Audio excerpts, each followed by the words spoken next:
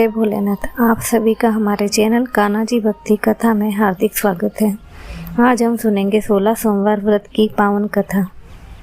मान्यता है कि श्रद्धा और विश्वास से ये व्रत करने पर भगवान शिव सबकी मनोकामनाएं पूर्ण करते हैं। 16 सोमवार व्रत की पूजा विधि। प्रातः ब्रह्म मुहूर्त में उठकर स्नान करें, साफ या सफेद वस्त्र पहने, पूजा स्थान पर भगवान शिव, माता पार्वती, नंदी और गणेश जी का स्मरण करें। शिवलिंग पर जल, गंगा जल, दूध, दही, शहद, घी और शक्कर से अभिषेक करें। बेलपत्र, धतूरा, भांग, सफेद पुष्प, चंदन, अक्षत अर्पित करें। ओम नमः शिवाय मंत्र का जाप करें 108 बार। 16 सोमवार व्रत कथा का स्मरण करें। अंत में शिव जी की आरती करें, प्रसाद बांटें। अपनी श्रद्धा के अनुसार फलाहार या एक समय सात्विक भोजन करें। 16 सोमवार व्रत कथा। एक समय की बात है, पार्वती जी के साथ भगवान शिव भ्रमण करते हुए धरती पर अमरावती नगर में आए। वहाँ के राजा ने शिव जी का एक मंदिर बनवाया था। शंकर जी वहीं ठहर गए। एक दिन पार्वती जी शिव जी से बोली, नाथ आइए आज चौसर खेले। खेल शुरू हुआ। उसी समय पुजारी पूजा करने को आया। पार्वती जी ने पूछा, पुजारी जी बताइए जीत किसकी होगी? वह बोले, शंकर जी की। पर अंत में जीत पार्वती जी की हुई। पार्वती जी ने झूठी भविष्यवाणी के कारण पुजारी जी को कोढ़ी होने का श्राप दे दिया। वह कोढ़ी हो गए। कुछ समय के बाद उसी मंदिर में स्वर्ग से अप्सराएं पूजा करने के लिए आई और पुजारी को देखकर उनसे कोढ़ी होने का कारण पूछा। उनके प्रश्नों का उत्तर देते हुए पुजारी जी ने सारी बात बताई। तब अप्सराओं ने उन्हें 16 सोमवार के व्रत के बारे में बताते हुए और महादेव से अपने कष्ट हरण के लिए प्रार्थना करने को कहा। पुजारी जी ने उत्सुकता से व्रत की विधि पूछी।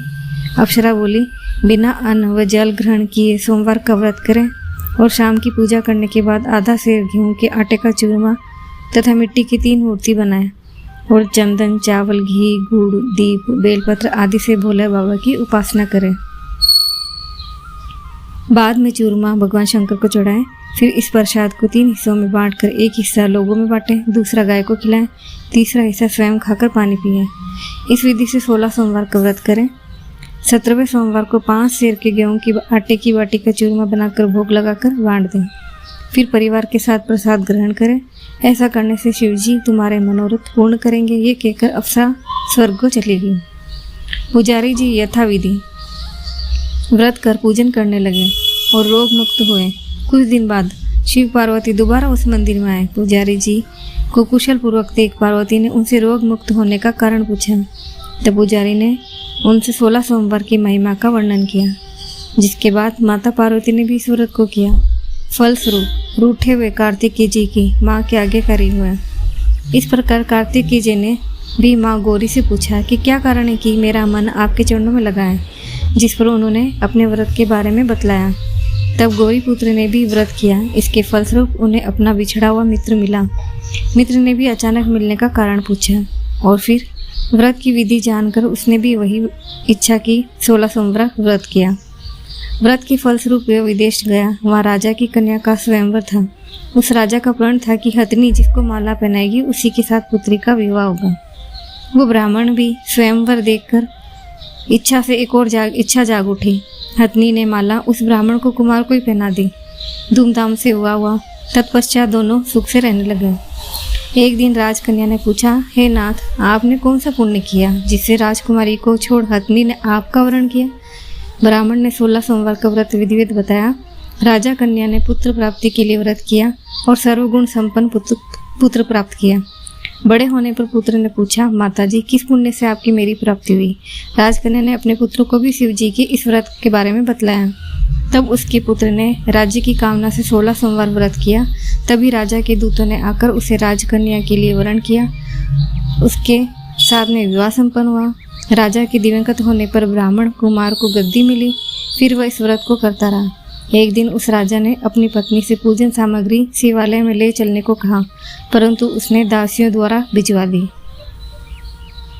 तब राजा ने पूजन समाप्त किया तो आकाशवाणी हुई कि वह अपनी पत्नी को निकाल दे, नहीं तो तेरा सारा सत्यानाश हो जाएगा राजपाट। प्रभु की आज्ञा मान उसने रानी को निकाल दिया। रानी भाग्य को कोसती हुई नगर में एक बुढ़िया माई के पास गई। दिन देखकर बुढ़िया ने उसके सिर पर सूत की पोटली रखी और बाजार भेजा। रास्ते में आंधी आई, पोटली तो उड़ गई। बुढ़िया ने उसे फटकार कर भगा दिया।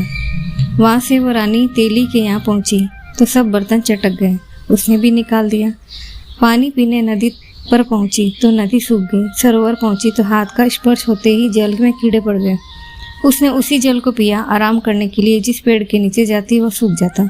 वन और सरोवर की दशा देखकर ग्वाले इस मंदिर की गोसाई के पास में ले गए।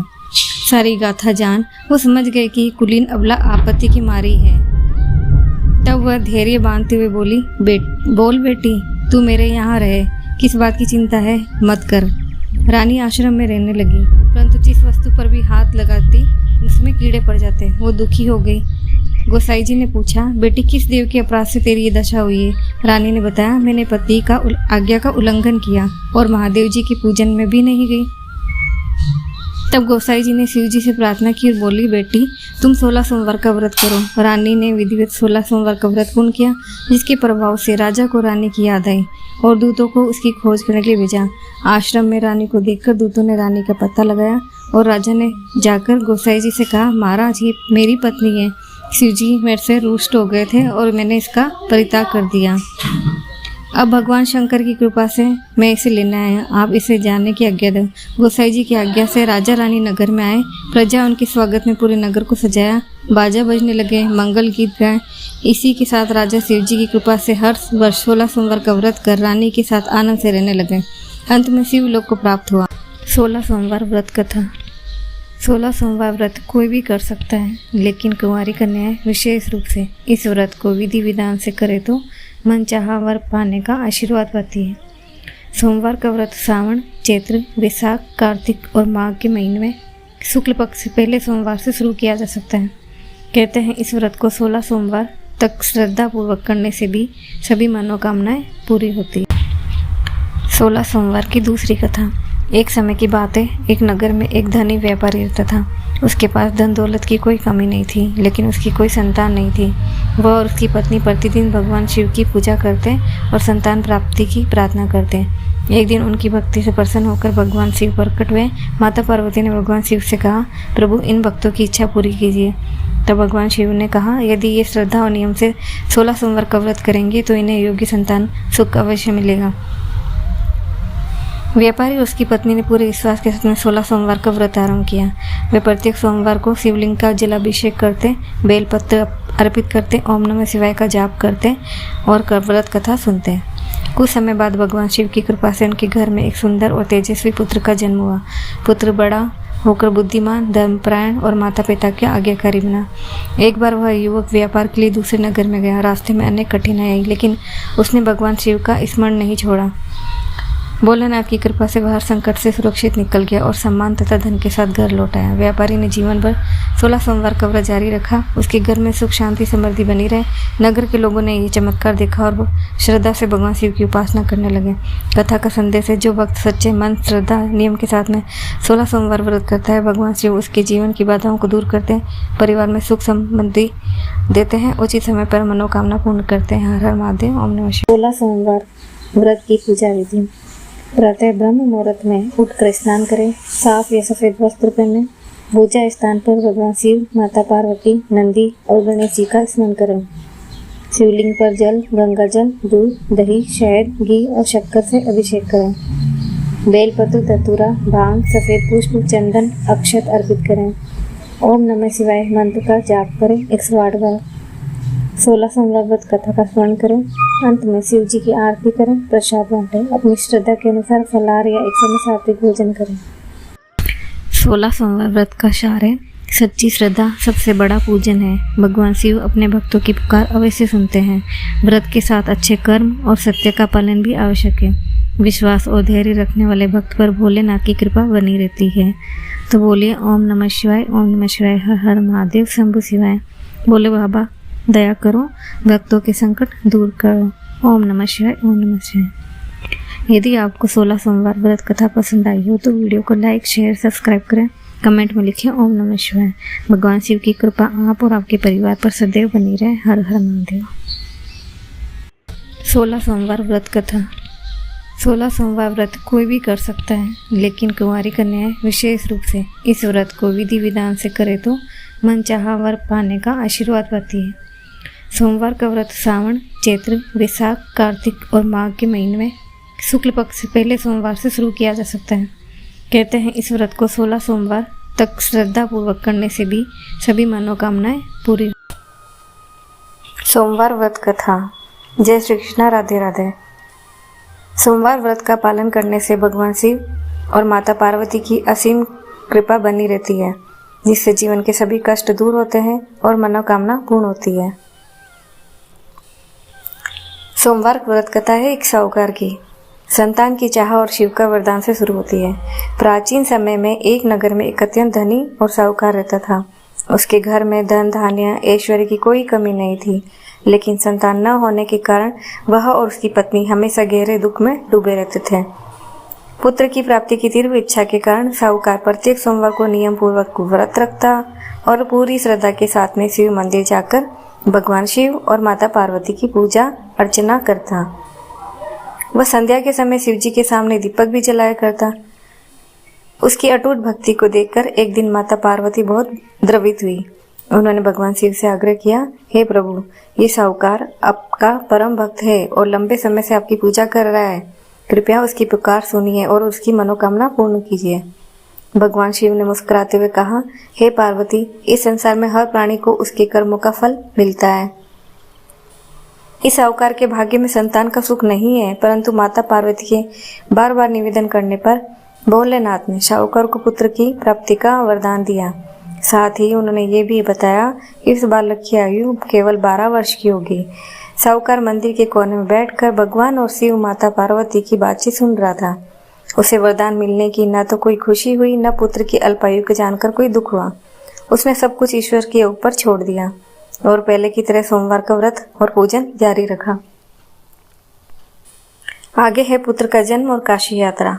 समय बीतने पर साहूकार की पत्नी ने एक सुंदर पुत्र को जन्म दिया। घर में खुशियां मनाई गई, लेकिन साहूकार के मन में बालक की अल्पायु की चिंता हमेशा बनी रहती थी। जब लड़का 11 वर्ष का हुआ तो साहूकार ने उसे शिक्षा प्राप्त करने के लिए काशी भेजने का निर्णय लिया। उसने लड़के के मामा को बुलाया और पर्याप्त धन देकर कहा, तुम इस शिक्षा के लिए काशी ले जाओ। रास्ते में जहाँ भी विश्राम करो वहाँ यज्ञ का आयोजन करना और ब्राह्मणों को भोजन व दान दक्षिणा देते हुए आगे बढ़ना। मामा और भांजा दोनों काशी के लिए चल पड़े। रास्ते में वो जहाँ भी रुकते पूरी श्रद्धा से यज्ञ करते और दान पूर्ण करते थे। आगे होता है राजकुमारी का विवाह। यात्रा के दौरान वह ऐसे नगर में गुजरे जहाँ की राजा की पुत्री का विवाह हो रहा था। जिस राजकुमार से उस कन्या का विवाह होना था वह एक आंख से काना था। राजकुमार के पिता ने जब सुंदर और सुशील साहूकार के बेटे को देखा तो उसके मन में एक विचार आया। उन्होंने साहूकार के बेटे को मामा से बात की और कहा कि वो कुछ समय के लिए उसके लड़के को दूल्हा बना दे ताकि विवाह संपन्न हो सके। इसके बदले वे उन्हें बहुत सारा धन देंगे। मामा ने इस प्रस्ताव को स्वीकार कर लिया। साहूकार का बेटा दूल्हा बना। विवाह की सभी रस्में पूरी हो गई, लेकिन वह लड़का अत्यंत ईमानदार था। विदाई के समय उसने राजकुमारी के दुपट्टे के छोर पर लिखा दिया कि तुम्हारा विवाह तो मेरे साथ हुआ है, लेकिन जिस राजकुमार के साथ तुम्हें भेजा जा रहा है वह एक आंख से काना है। मैं तो काशी पढ़ने जा रहा हूँ। जब राजकुमारी ने दुपट्टे पर लिखी बात पढ़ी तो उसने एक काने राजा के साथ जाने से मना कर दिया और राजा ने अपनी पुत्री को नहीं बेचा। बारात वापस लौट गई। इधर साहूकार का लड़का अपने मामा के साथ काशी पहुंच गया और वहां गुरुकुल में अपनी शिक्षा शुरू कर दी।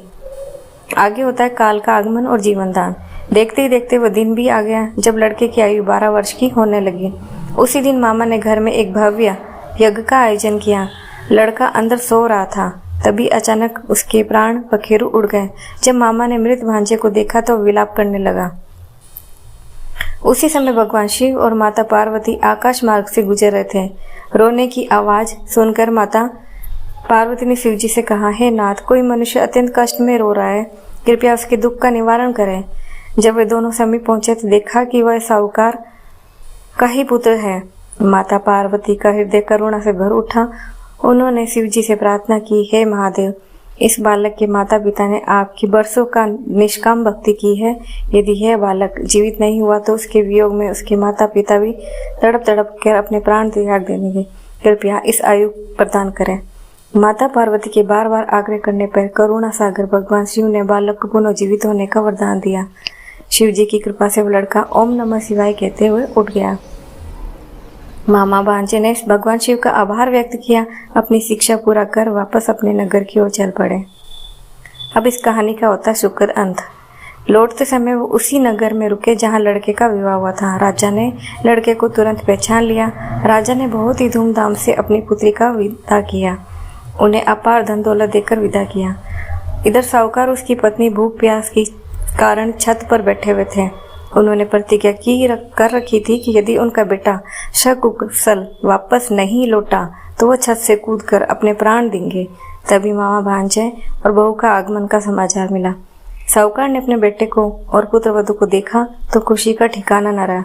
उसी रात भगवान शिव ने साहूकार को स्वप्न में दर्शन दिए और कहा कि हे श्रेष्ठी, मैं तुम्हारे सोमवार के व्रत, निष्काम और भक्ति से अत्यंत प्रसन्न हूँ, इसलिए मैंने तुम्हारे पुत्र को दीर्घायु प्रदान की है।